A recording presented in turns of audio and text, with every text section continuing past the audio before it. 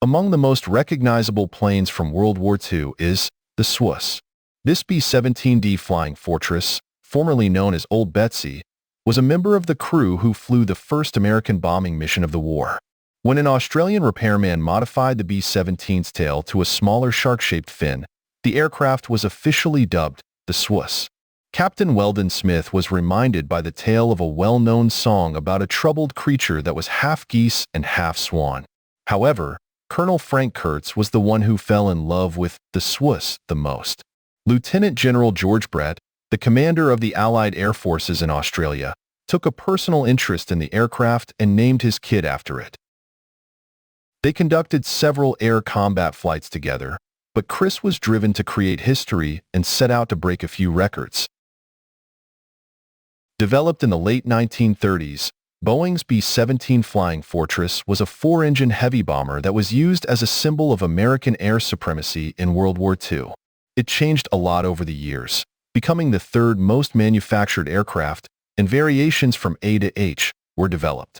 The D variant had doubled guns, more armor protection, a reworked electrical system, and cowling flaps for better cooling. 18 C models were updated and 42 D models were constructed in all. Members of the 17 B-17 crew were awarded the Medal of Honor. The American Air Force's B-17 Flying Fortress became a symbol of America's air power. The airframe that would become the Swoose was the 38th B-17D model. On April 25, 1941, at Seattle, Washington, the Army Air Corps accepted the 38th B-17D model serial number 403097. The authorized model was shipped to Marshfield, California's 19 Bombardment Group, which used it to fly 21 Flying Fortresses to the Bay Area's Hamilton Field. The aircraft left California at 5-minute intervals and landed at Hickam Field, Hawaii, on May 20th, marking the first mass-coordinated landing of land-based aircraft. The aircraft touched down with less than 6 minutes gap between each other. The whole crew of the Boeing B-17 403097 was presented with a Distinguished Flying Cross. After getting to the Hawaiian base, Henry Godman joined the team as pilot and aircraft commander. The crew called their flying fortress Old Betsy after the plane traveled 600 kilometers to a pineapple farm in Mindanao. Old Betsy and another B-17 conducted the first U.S. bomber mission of the war, doing reconnaissance flights in and around Mindanao following the assault on Pearl Harbor on December 7, 1941. Old Betsy was escorted by Lieutenant Godman and his crew on a number of successful missions, which included a departure from Mindanao Island to attack Japanese soldiers encroaching on the Philippines. A mission's alternate target was the Davao Gulf, because to engine issues, while the original plan was to bomb the Lingayen Gulf in the northwestern part of the Philippines. The crew successfully dropped the bomb load utilizing lights and harbor movement in complete darkness, making a safe return to Bay on the last stage of the first U.S. night bombing strike of World War II. After moving to Java, Indonesia in December 1942, the B-17 bomber Old Betsy carried on with her combat sorties. The B-17's career came to an end on January 11, 1942, when it faced off against 3 Japanese fighters off the coast of Borneo. In order to give it a thorough makeover, its damaged tail was replaced with a smaller, shark fin-like tail, and new powerful engines were installed in Melbourne, Australia. The aircraft received the nickname Swoose after a well-known song about a half-swan, half-goose when Captain Weldon Smith assumed pilot duties in February.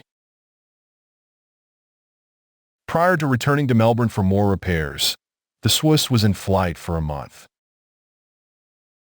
The Swoose was a better-maintained aircraft with a more modern radio system and weapons when it was taken over by Lieutenant General George Brett, who was in charge of the Allied Air Forces in Australia in 1942. Every month, Brett logged 150 hours of flying Swoose around Australia and the two battle zone aviation bases. Kurtz set a new speed record in May 1942 when he flew from Sydney to Wellington, New Zealand. As Kurtz and his team flew from Wellington to Honolulu, they also beat their own speed record. The future U.S. President Lyndon B. Johnson was among the well-known passengers on the B-17. In July, Brett was relieved of his command and took the Swoose back to the United States. The Swoose was the first American combat bomber to return from World War II's front lines. In 1943, Kurtz received a new flying fortress, which he named Swoose, and was appointed commander of the 463rd Bomb Group.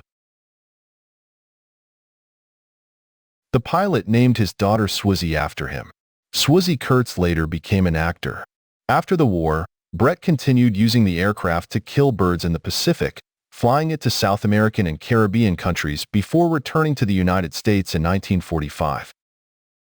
General Brett retired, and Swoose was decommissioned by the Army at Kingman, Arizona. After World War II, the Swoose, a legendary aircraft with a track record of valiant sorties, was demobilized to be melted down to make aluminum. Pilot Frank Kurtz made arrangements with Los Angeles Mayor Fletcher Bauer to have the aircraft purchased and used as part of a war monument. In 1946, the Swoose was flown to Los Angeles Municipal Airport and placed inside a hangar. Budget cuts caused the memorial plans to collapse, and the airframe was stored until it was given to the Smithsonian Museum.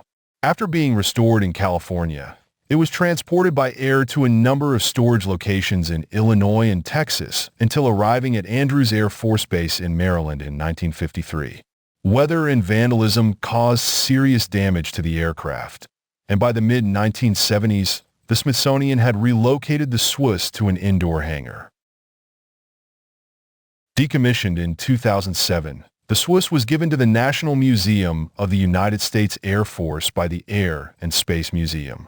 Later, in order to restore and show the aircraft, it was permanently relocated to Dayton, Ohio. The interior was removed, and the fuselage was treated for corrosion control as part of a comprehensive study that started in 2012. Other uses for the recognizable aft tail comb included machine gun storage. Machines that were absent were made by volunteer machinists. Due to higher priority projects in 2019, the restoration effort was put on hold for a while. A full restoration is still pending for the Swoose, which broke records and won the crew members over.